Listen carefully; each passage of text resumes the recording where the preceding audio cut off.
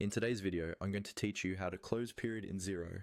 Closing a period in Xero is all about locking your numbers so that no one can accidentally change past transactions after you've finished your reporting, like month end or year end. We'll do this using Xero's lock dates feature.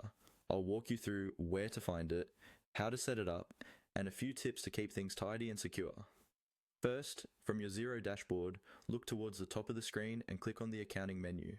This is your main hub for anything related to your chart of accounts, reports, and key settings that affect your financial data. If you're managing the books for your business, you're probably already familiar with this area. Once the accounting menu is open, choose Accounting Settings. This is where Xero keeps the configuration options that define how your accounting behaves overall, not just for individual invoices or bills.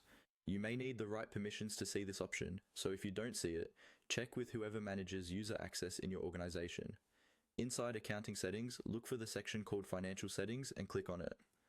Financial settings control things like your financial year, tax defaults, and importantly for this video, your lock dates. Think of this as the control panel for how your accounting periods are structured. Within Financial Settings, scroll until you find the lock dates area.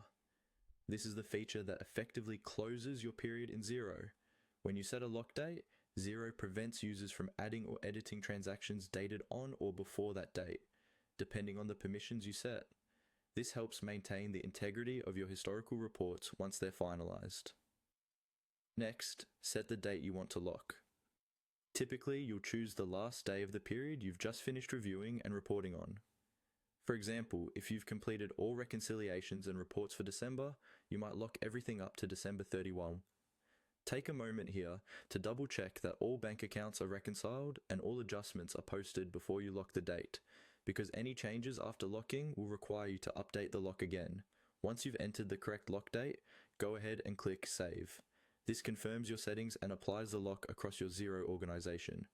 After saving, your closed period is now protected, helping ensure your financial